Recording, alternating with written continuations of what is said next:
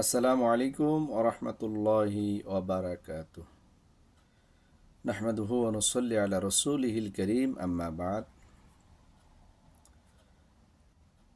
সমস্ত প্রশংসা সেই মহান রব্বুল আলামিনের জন্য, যার দয়া, যার রহমত সর্ব সময় জারি রয়েছে, অবধারিত রয়েছে। সেই মহান রব্বুল আলামিনের শুকরিয়া আদায় করি, আলহামদুলিল্লাহ।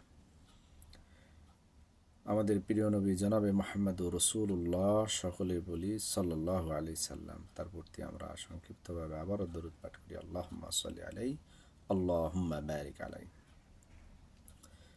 6 শ্রেণীর নারী জাহান্নামে যাবে। 6 শ্রেণীর নারী জাহান্নামে যাবে। তার ভিতরে এক, ওই নারী যে মাথার চুল খুলে বেপরদায় চলে। 2, ওই নারী যে তার স্বামীর সাথে অযথা তর্ক করে। 3, ওই নারী যার স্বামী থাকা সত্ত্বেও পরকীয়া করে। 4, ওই নারী যে অপবিত্র থাকা সত্ত্বেও পবিত্রতা অর্জন করতে অলসতা করে এবং নামাজে অমনোযোগী। 5, ওই নারী যে মিথ্যা কথা বলে এবং গীবত করে বেড়ায়। 6, ওই নারী যে অন্যের সুখ দেখে সমালোচনা করে এবং উপকার করে খোঁটা দেয়। আল্লাহ সুবহানাহু ওয়া তাআলা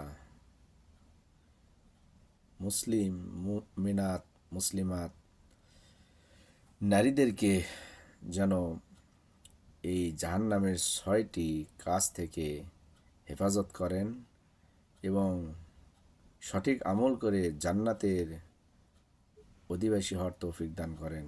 কারণ আল্লাহ নবী সাল্লাল্লাহু আলাইহি সাল্লাম যখন মেরাজে গিয়েছিলেন তখন দেখছেন যে অধিকাংশ নারী জাহান্নামে। আল্লাহ সুবহানাহু ওয়া তাআলা তাদেরকে হেফাজত করুন। সকল মুমিনাত, মুসলিমাত নারীদেরকে আল্লাহ সুবহানাহু ওয়া তাআলা দ্বীনের সঠিক জ্ঞান অর্জন করে দ্বীন বোঝার তৌফিক দান করুন। কোরআন ও সহিহ হাদিস অনুযায়ী সঠিক আমল করে তাদেরকে জান্নাতের অধিবাসী হওয়ার তৌফিক দান করুন। আল্লাহুম্মা আমিন।